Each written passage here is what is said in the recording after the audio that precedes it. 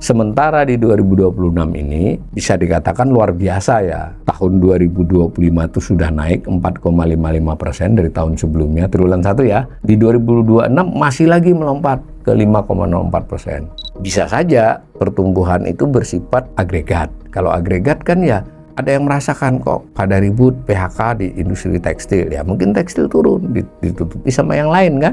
Yang penting bangunannya itu dibangun gitu loh, konstruksinya. Mau dipakai nggak dipakai, tetap masuk pertumbuhan ekonomi. Ini umpama yang kasat mata ya, pembangunan berbagai gerai KDNP, kantor, gudang, itu menambah pertumbuhan ekonomi. Dia belum dipakai soal lain. Jadi resto, rumah makan, atau rumahan catering yang mengirim. Kayak gitu. Nah, kalau di sini berarti jelas MBG pasti beri kontribusi cukup besar sehingga lompatan seperti itu ya di tahun 2026 ini. Dari sisi itu ya memang pertumbuhan ini kelihatan kurang berkualitas, khusus dari sisi ini ya. Nanti kita bicara kualitas itu ada soal kemiskinan, ada soal pengangguran. Dari sisi sektoral nggak berkualitas ya, tidak merata dia, tidak merata pada sektor-sektor yang fundamental buat produksi barang dan jasa Indonesia.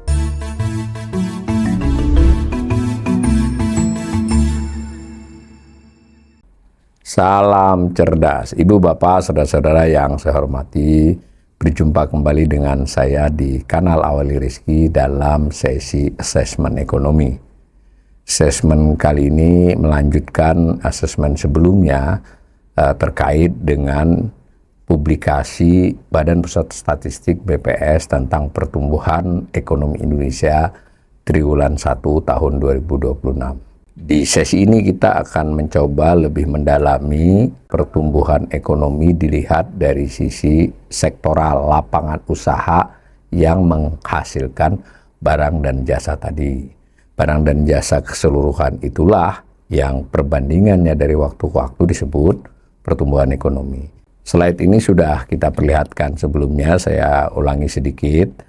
Jadi BPS menyajikan klasifikasi dari jutaan macam barang dan jasa yang diproduksi, dibagi menjadi 17 sektor, 17 lapangan usaha yang memproduksinya. Nanti masing-masing sektor sebagiannya memiliki subsektor. Nah, dari 17 sektor itu di gambar ini diurut di gambar yang sebelah sana, distribusinya. Distribusi itu artinya porsinya dalam total PDB.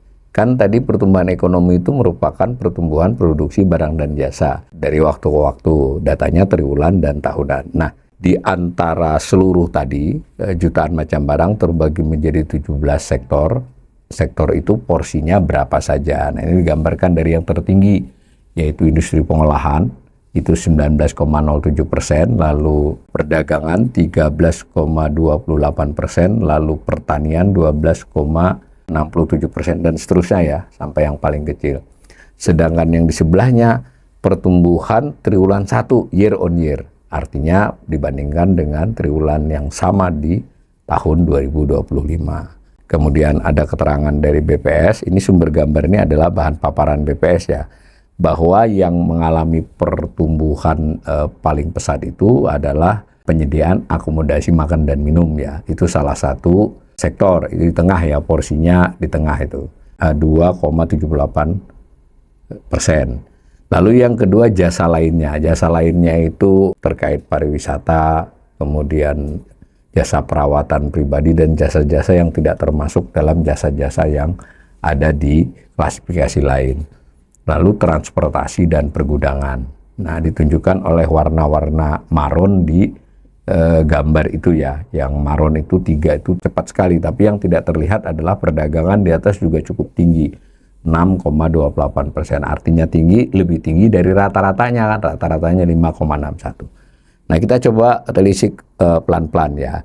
Pertama kita ulangi kembali yang gambar ini, sama ini, ini versi olahan saya, yang ini tadi adalah versi jumpa pers. Nah, kelihatan kan? Dari industri pengolahan 19,07%. Oh maaf, tapi yang ini adalah gambaran setahun 2025.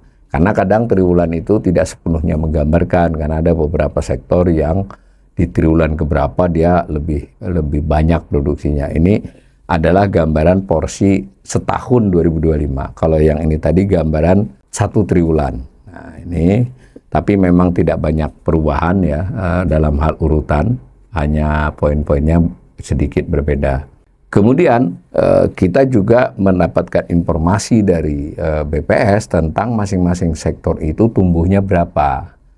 Nah, ini disajikan di newsletternya ya, berita resmi statistik, yang sebelahnya disajikan dalam paparan, karena paparan kan perlu eye catching dan mudah dipahami. Kalau ini kan buat yang memang pengen melihat. Dari 17 sektor itu dirinci ini masing-masing berapa. Itu ada 3 informasi. Ada yang pertumbuhan dibandingkan triwulan sebelumnya, Q2Q namanya. Ada yang tadi sama dengan slide sebelumnya, yaitu year on year. Lalu ada lagi yang disebut sumber pertumbuhan. Sumber pertumbuhan itu dari 5,61 itu masing-masing sektor itu nyumbang berapa persen poin. Nah, misal kalau kita lihat ringkasannya 1,03% poin disumbang oleh industri pengolahan. Kemudian 0,82% poin dari 5,61 ya disumbang oleh perdagangan. Kemudian pertanian memberi kontribusi 0,55% dan seterusnya.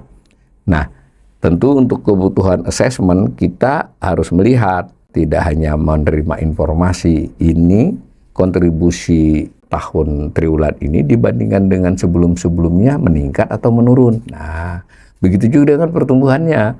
Betul, pertumbuhannya sekarang sangat tinggi. Apakah demikian juga di triwulan 1 tahun lalu, tahun sebelumnya, sehingga kita mendapatkan gambaran. Sekaligus juga kita menilai sebetulnya yang paling menyebabkan tumbuh 5,61 itu pada bagian-bagian sektor mana yang tidak hanya melihat kontribusinya pada triwulan 1. Misal industri pengolahan itu 1,03 itu besar karena memang dia porsinya besar.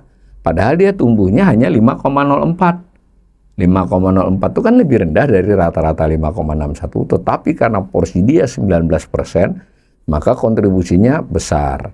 Perdagangan juga meskipun tadi ada transportasi dan pergudangan tumbuhnya sampai 13%, di gambar ini nggak ada, di sini ada ya. Karena dia porsinya masih tidak terlalu besar, dia memberikan kontribusi kepada pertumbuhan ekonomi relatif lebih kecil. Tapi tidak soal besar kecil saja, misalnya 0,4%, 0,3% itu signifikan karena harus dilihat tahun-tahun sebelumnya. Kalau dia menambahi kan, karena angka pertumbuhan ekonomi kan nggak jauh-jauh dari 5%. Sekarang 5,67 berarti jauhnya kan lumayan tuh, 0,61%, 0,6 lah. Itu bisa jadi yang nambah-nambahi justru yang porsinya sih tidak besar banget. Nah, yang besar kan misalnya biasa aja. Nah, itu maksud assessment ini. Nah, kalau dilihat ini, itu antara lain kita lihat begitu dulu secara umum. Nah, ini menggambarkan yang ini, tetapi saya gambar dengan tahunan ya. Jadi nggak ada 2002, triwulan satunya tidak saya gambar ulang, harusnya digambar.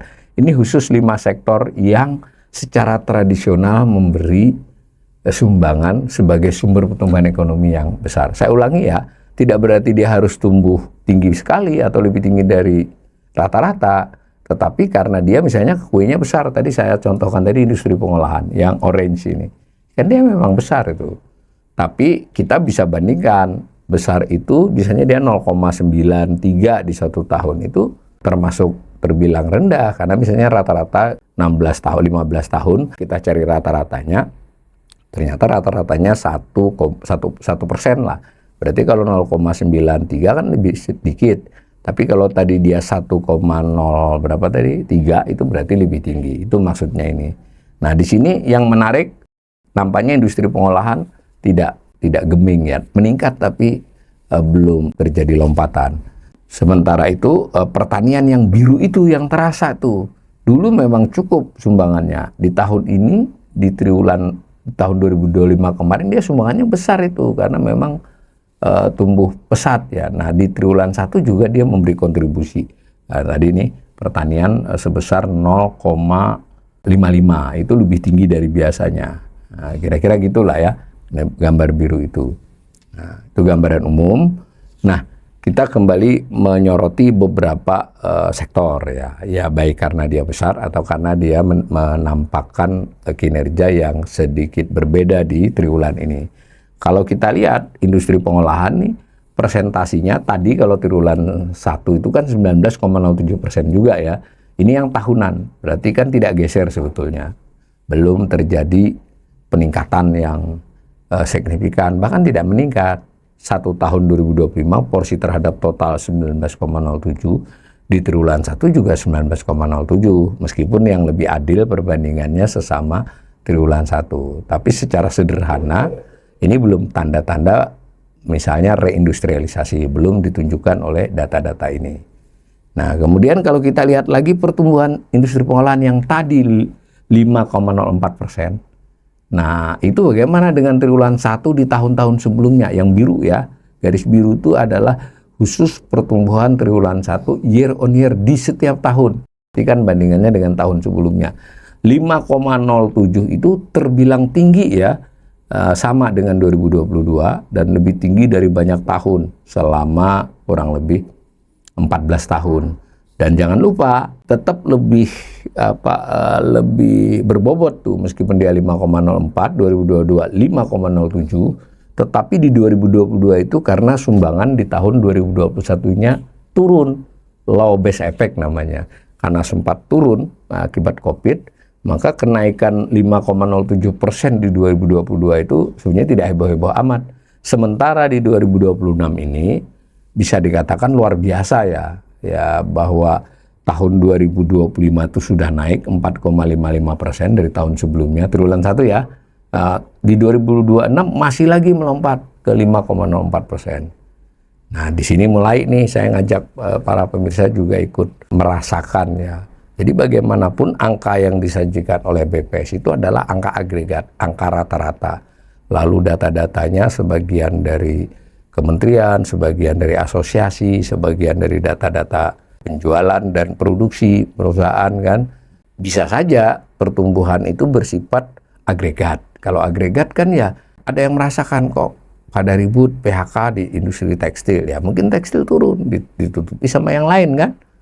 Nah, begitu juga perasaan penjualan barang-barang yang meningkat tapi tidak secepat biasanya. Barang-barang toiletries misalnya, barang-barang kebutuhan sehari-hari yang bersifat manufaktur. Nah, karena itu kita perlu melihatnya juga di subsektor industri pengolahan ini. Subsektornya ada 16 ya. Ini adalah sektor yang paling banyak subsektornya yang disajikan. Karena memang selain porsinya besar, dia juga subsektor-subsektor itu yang bisa diamati untuk mencerminkan dinamika ekonomi, kan begitu maksudnya. Publikasi pertumbuhan ekonomi itu begitu, untuk dipakai sebagai cara melihat perkembangan kondisi.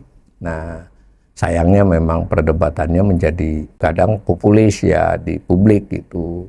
Pemerintah membanggakan 5,61, yang nggak suka pemerintah itu angka kok nggak sesuai fakta. Tapi kalau kita lihat rincian-rinciannya, ya kita mungkin bisa cari jalan tengah ya, bahwa angkanya mungkin ya anggap saja tidak di markup ya, tetapi cara menghitungnya atau rinciannya itu memang menunjukkan pertumbuhan itu sebetulnya tidak merata, dan tidak meratanya di subsektor yang relatif tidak banyak langsung dirasakan oleh masyarakat, sehingga terasa kok tumbuh segitu tapi kok kita nggak ngerasa apa-apa gitu. Misalnya gajinya tetap atau hanya naik lebih rendah dari itu.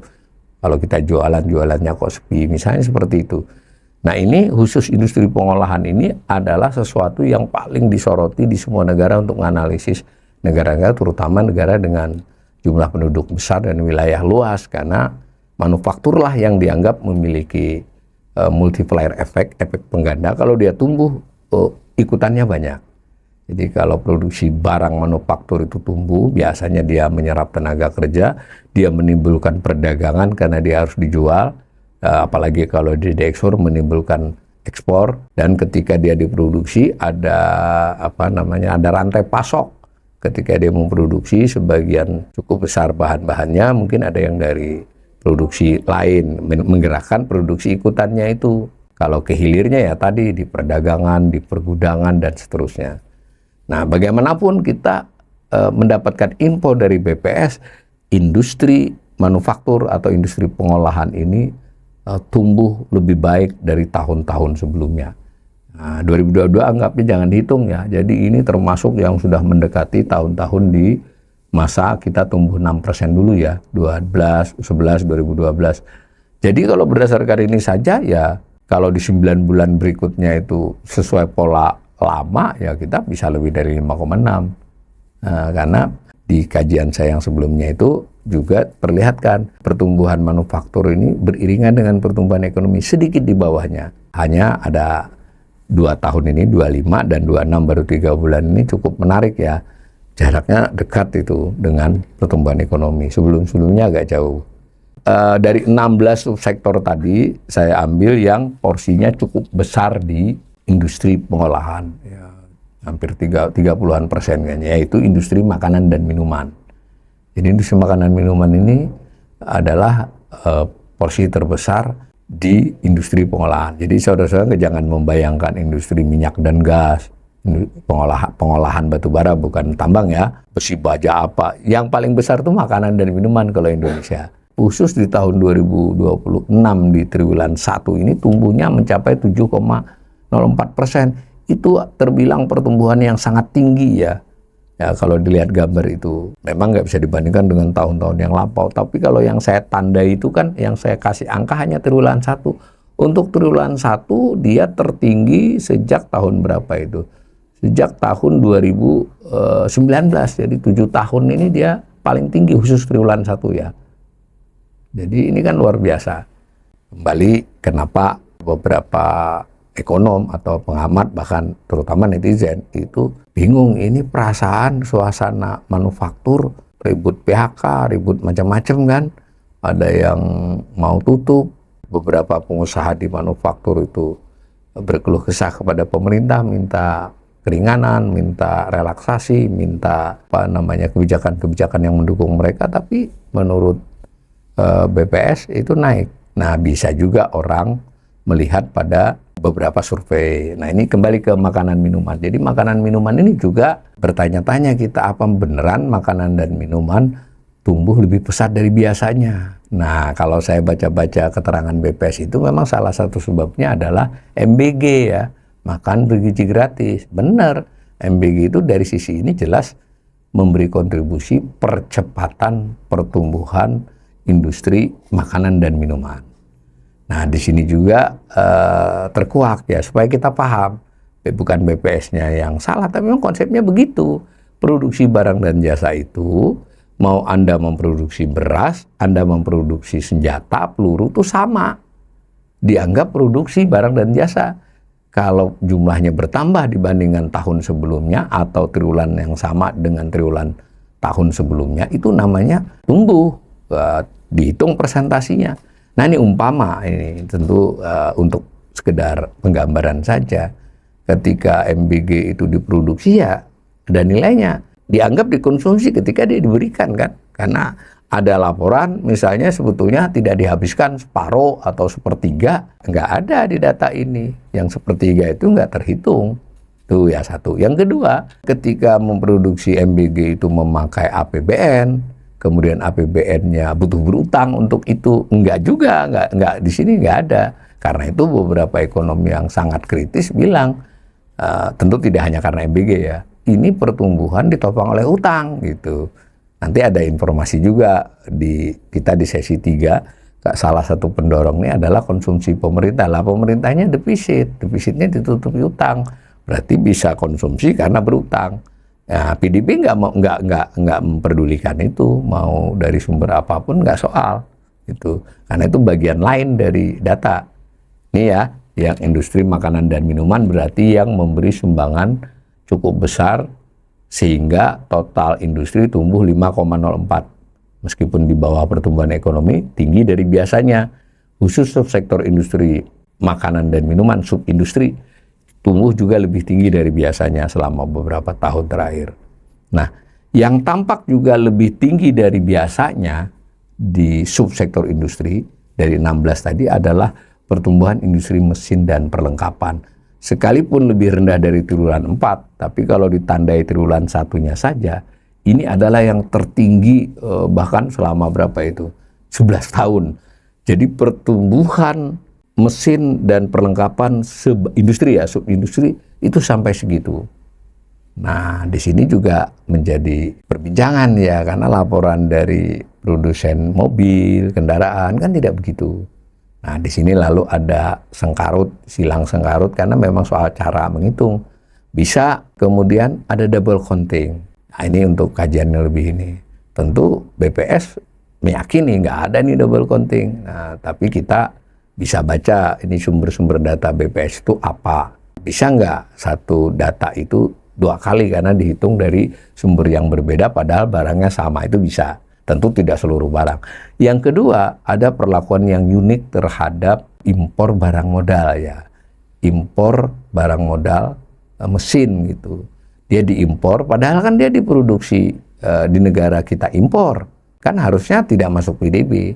Tetapi memang klausanya itu masuk juga, bisa masuk. Tapi ada sebagian yang masuk, ada yang sebagian tidak. Itu kan juga permasalahan sendiri. Nah, apalagi kalau kemudian, tadi saya sudah katakan di depan, PDB itu tidak membedakan memproduksi beras, memproduksi pakaian, dengan memproduksi senjata. Ya kan begitu.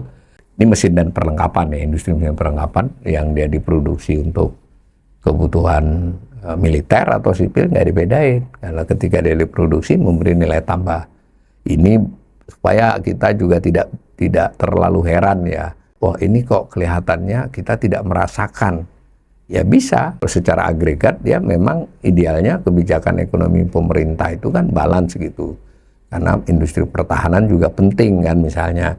Tapi bagaimana juga pertumbuhan ekonomi yang berkualitas dalam arti lebih dirasakan oleh pekerja, oleh masyarakat, itu soal lain lagi ya. Tapi datanya ya seperti ini.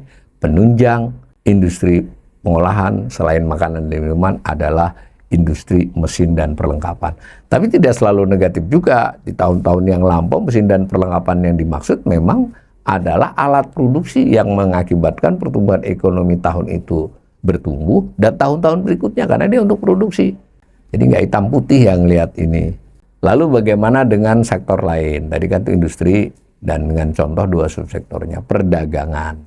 Ini menarik juga ya, perdagangan ini porsinya relatif meningkat di belakangan ini. Ya wajar lah, itu yang orange menunjukkan peningkatan. Tapi ini khusus setahun ya. Tadi kalau yang triwulan 1 juga di atas 13,17. Nah, bagaimana dengan pertumbuhannya? Nah, pertumbuhannya tercatat 6,26% di tahun 2026, sektor perdagangannya.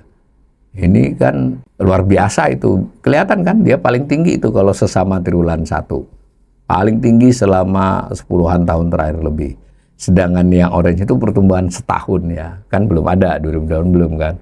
Dan kalau dilihat itu kan untuk beberapa tahun terakhir berimpit. Berarti kan bisa diharapkan juga setahun nanti kalau polanya serupa, tidak ada kejadian-kejadian yang post major ya, itu ya tumbuhnya ya di 6%. Harusnya kalau berdasarkan pola yang umum dari data BPS. Nah, sub dari perdagangan itu terbagi 2 ya. Sama-sama disebut perdagangan besar dan eceran, tapi yang sub satu khusus mobil dan sepeda motor karena dia penting.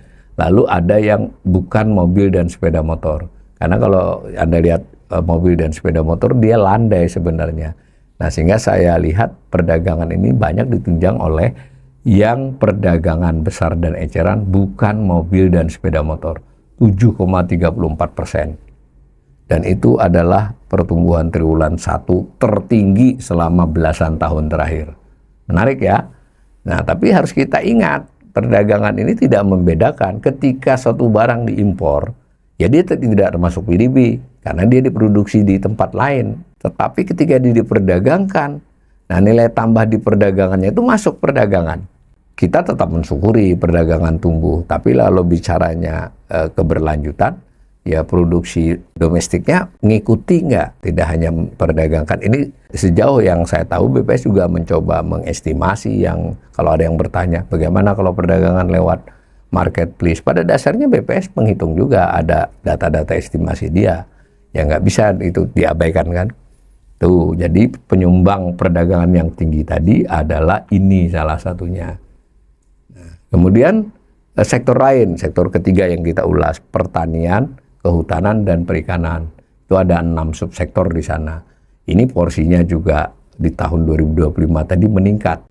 BPS memiliki data yang ada dia sendiri seperti jagung dengan beras, tapi banyak data-data tanaman pangan yang lain bersumber dari Kementerian Pertanian. Nah, di sini bisa jadi juga salah satu sumber pertanyaan ya. Kalau Anda masuk ke laman Kementerian Pertanian, mau itu Direktorat Jenderal Tanaman Pangan atau Peternakan, itu nyaris nggak update ya. Jadi Anda nyari data di sana susah. Nah, BPS akibatnya juga nggak bisa ngupdate. Kalau jagung dan beras, BPS ngitung sendiri. Ya, ada metodenya ya, meskipun bekerja sama juga. Cuma tanggung jawab di BPS. Karena itu datanya ya seperti ini. Kalau mau percaya atau tidak, silakan pemirsa ya. Nggak bisa beri bandingan Anda, karena BPS ini bukan lembaga survei ya. Kalau nggak ada yang kuat menyaingi BPS. Karena itu tanggung jawab moral ada di kawan-kawan BPS ya untuk menghitung lebih presisi ya. Nah, kalau dilihat pertumbuhannya, ini juga menarik. Yang biru itu triwulanan ya, khusus triwulan 1. Memang triwulan 1 tahun ini lebih rendah dari 2025 loh. Kenapa? Karena 2025 itu memang low base effect akibat 2024 itu kan ada El Nino segala macam kan drop di triwulan 1. Sehingga triwulan 1 2025-nya melonjak. Karena sudah tinggi, maka peningkatan berikutnya hanya 4, tapi bagaimanapun 4,97% itu tinggi. Nah, begitu juga dengan tahunan. Tahun 2025 kan melompat itu karena 2024-nya low base effect ya, karena turun akibat El Nino dan sebagainya. Nah, kita nggak tahu nih 2026 ini. So far sejauh ini dari data-data beras dan jagung, BPS memperlihatkan proyeksi yang meningkat. Apalagi kalau kita dengar dari Menteri Pertanian. Tapi ini kan keseluruhan pertanian, bukan hanya pangan. Nah, di sini juga titik krusialnya data BPS belakangan ini ya, di bagian pertanian yang porsinya cukup besar. Pertanian kan nomor 3 kan tadi, setelah industri, perdagangan, pertanian kan. Berarti kan dia signifikan kalau data di sini tidak presisi. Dan menurut sajian BPS ini pangan kita mengalami, pertanian lah ya, itu luar biasa peningkatannya. Dan khusus pangan digambarkan lagi. Nah, ini khusus tanaman pangan. Tanaman pangan porsinya mungkin sekitar berapa ya? 25-an dari seluruh sektor pertanian. Dia tumbuh besar juga 7,58 meskipun tahun lalu tumbuhnya gila-gilaan. Saya ingatkan tadi ya, karena ada low base effect. 7,58 itu dibandingkan beberapa tahun terakhir termasuk tinggi. Nah, jadi ada sumbangan tanaman pangan di pertanian yang cukup signifikan. Bagaimana dengan sektor lain? Konstruksi, saya bahas yang sektor-sektor besar ya. Itu konstruksi ini secara porsi mengalami penurunan ya. Kalau secara total dia tetap meningkat. Ini khusus data tahunan. Nah, bagaimana dengan pertumbuhannya? Ini pertumbuhannya. Kalau dilihat ini, konstruksi memang 2026 ini meningkat dibandingkan 2025. Tapi secara angka dia di rata itu, tidak termasuk tinggi, tidak termasuk rendah. Kalau di garis tengah kan, kita bisa mencari tahu juga informasi lain. Bukan untuk membantah data ini ya, tapi untuk kita lebih presisi melihat ini bagaimana sih. Nah, konstruksi itu sama ya, jadi kayak dengan produksi peluru atau senjata tadi. Yang penting bangunannya itu dibangun gitu loh, konstruksinya. Mau dipakai nggak dipakai, tetap masuk pertumbuhan ekonomi. Ini umpama yang kasat mata ya, pembangunan berbagai gerai KDMP, kantor, gudang, itu menambah pertumbuhan ekonomi. Dia belum dipakai soal lain.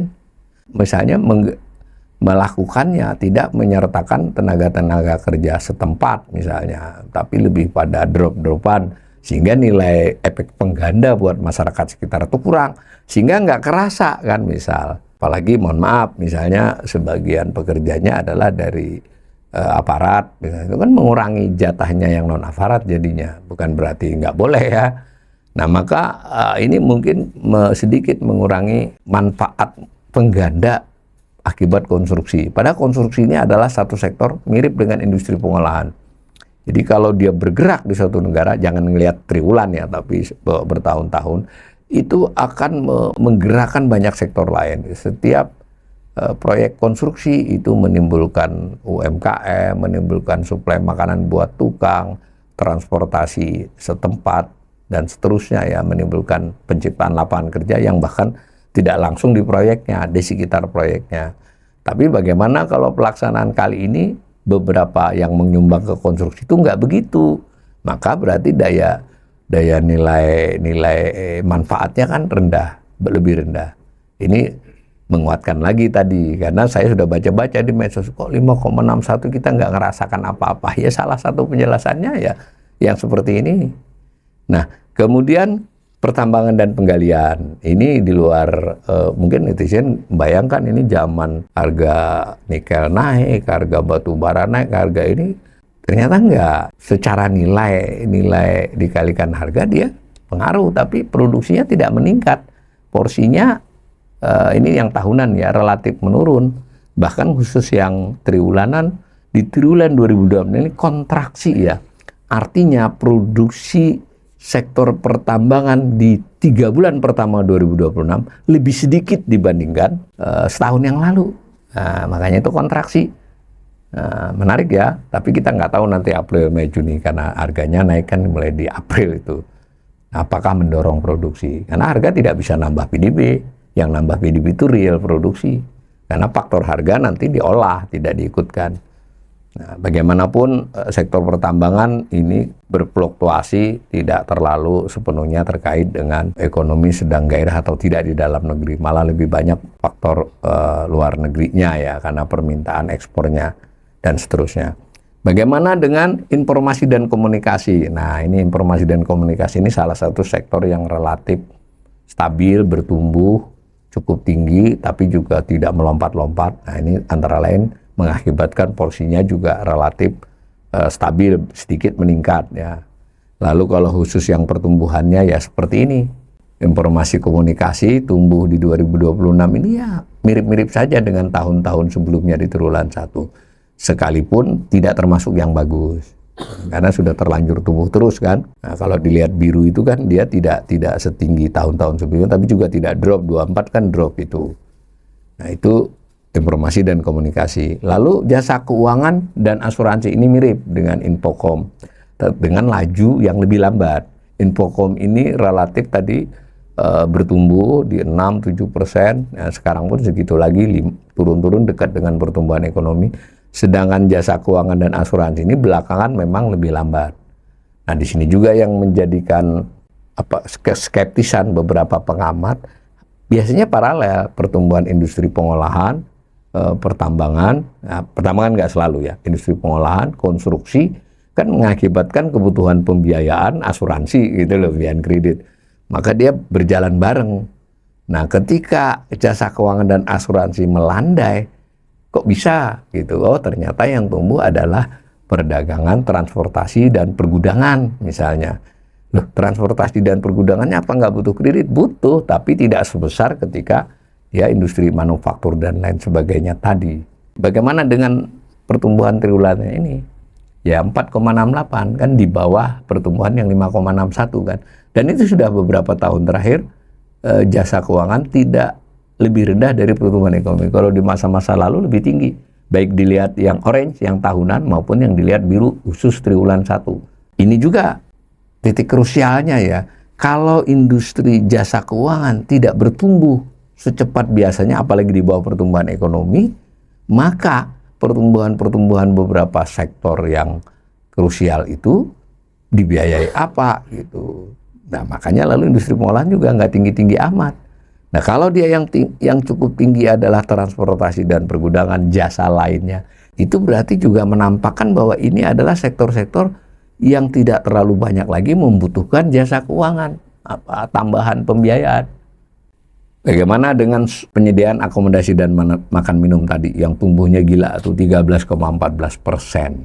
Nah, akomodasi 1, makan minum 1, 2 subsektor berbeda itu ya. Tapi ini yang pas jadi 1. Ini juga luar biasa informasi ini. Luar biasa ini saya sebagai ekonom juga sedikit khawatir ini angka kok begini ya gitu. Jauh lebih tinggi dari biasa-biasanya. Tapi kalau umpama kita anggap di situ ada MBG ya jadi benar, terlepas MBG-nya pakai duit apa atau tidak sebelumnya dimakan, itu soal lain ya. Jadi ini tumbuh akomodasi dan makan minum, karena di akomodasi laporannya tidak begitu ya. Kebanyakan hotel melaporkan situasinya sudah membaik dibandingkan 24, tetapi jauh. Jadi sejak COVID ke sini belum pulih seperti di tahun-tahun sebelum COVID ya, tingkat hunian hotel dan semacamnya itu. Resto juga kita tahu, terlepas dari soal bisnis kan, banyak juga yang franchise tutup ya, tetapi gantinya juga seperti apa, makan minum. Boleh juga ini pemirsa kalau iseng makan di mana nanya gitu ya, kalau bisa ini membaik atau enggak seperti itu. Ini tapi datanya ya seperti ini.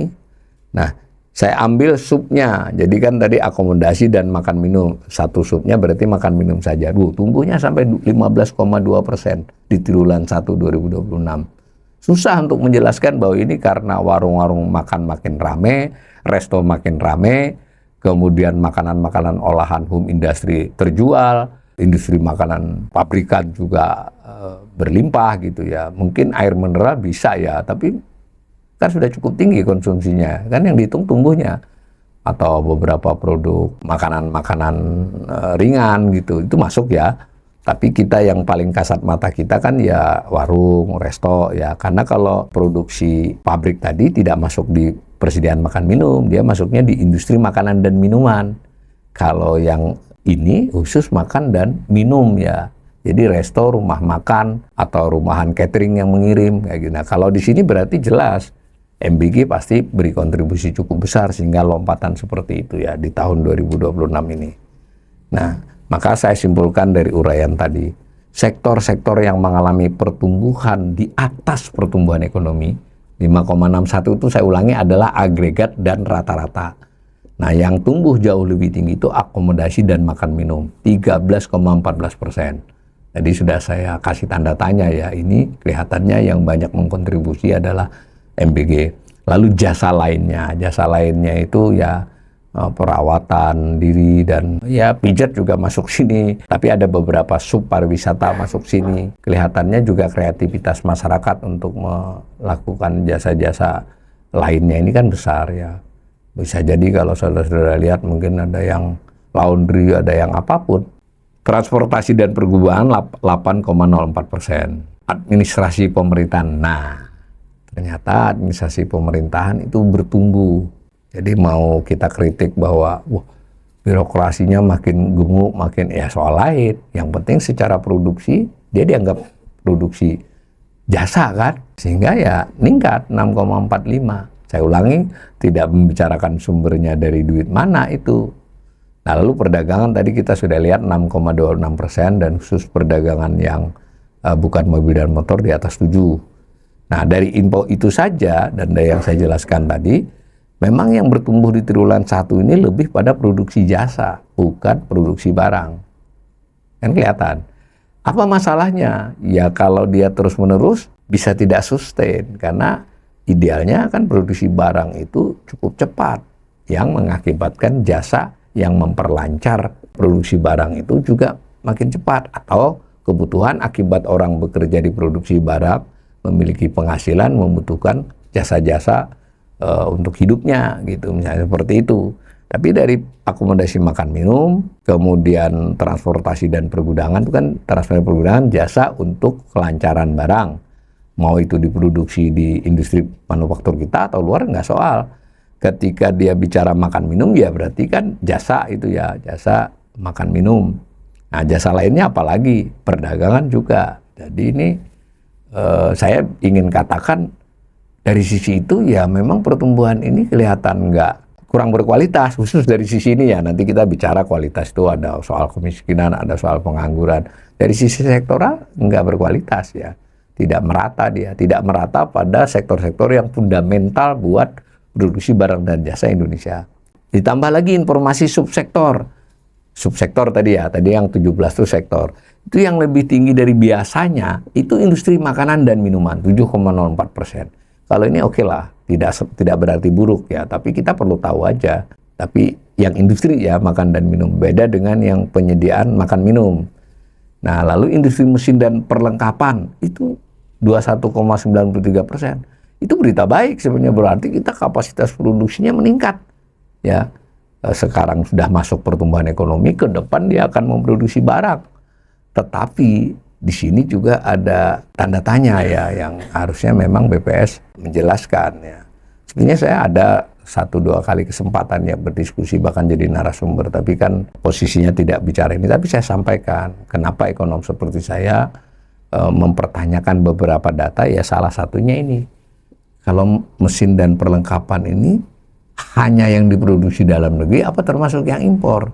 Karena secara definisi sebenarnya impor itu kan kalau impor biasa nggak boleh dimasukkan PDB, tapi katanya tertulis ya di dokumen kalau masuk dalam mesin dan perlengkapan dia masuk PDB. Masuknya kalau dari sisi permintaan masuk di PMTB, pembentukan modal tetap bruto. Nah, di sektornya di mana? Nah, dugaannya sektornya ya di sini adanya, di subsektor ini. Nah, lalu ada penyediaan makan minum tadi yang gede. Lalu ada tanaman pangan. Di makan minum tuh jelas ada faktor MBG. Di tanaman pangan tinggal kita yakin nggak dengan data Kementerian Pertanian ya.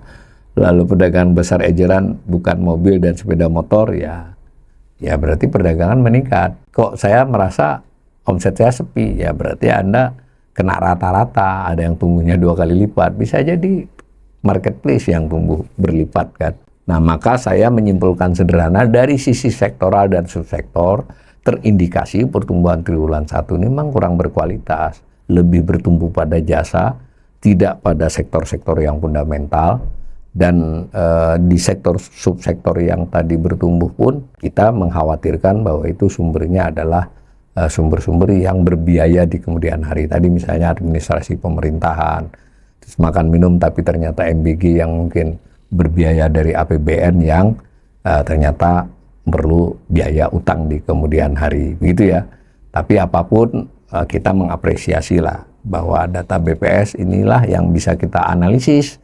Nah, karena tidak ada lembaga lain dan itu dilindungi undang-undang. Umpama ada yang mau juga tidak mungkin, karena perhitungan PDB ini adalah salah satu yang statistik utama badan statistik di semua negara, dan dia dibandingkan antar negara dan ada panduannya dan selalu dicoba diperbaiki. Terlepas dari mungkin ya BPS mulai banyak yang mempertanyakan. Karena itu BPS mestinya juga berkomunikasi lebih baik, tapi saya melihat beberapa kali penjelasan belakangan, ya penjelasannya ini angkanya ini, bangga. Orang kan pengen tahu tuh, benar nggak PMTB-nya terlalu gede karena impor mesin dan peralatan. Mesin peralatan yang dipertanyakan, alutsista strategis, atau mesin yang masuk ke proyek-proyek hilirisasi belum berproduksi, atau ya begitulah kan manfaatnya belum terasa gitu. Dan masuk di industri, sub-industri mesin dan perlengkapan. Misal, makan minum tadi juga kan tidak soal makanan itu dimakan atau tidak, tapi dia diproduksi. Nah, itu bukan kelemahan BPS, memang kelemahan metodologi perhitungan tersebut. Ya mudah-mudahan kita tetap bisa memberi kepercayaan kepada BPS, dan dari data-data BPS kita bisa berdiskusi tentang kondisi ekonomi, kondisi juga mencoba mencari tahu kira-kira ke depannya kondisi seperti apa, dan juga yang terkait dengan kita sebagai pribadi maupun kita sebagai rakyat Indonesia.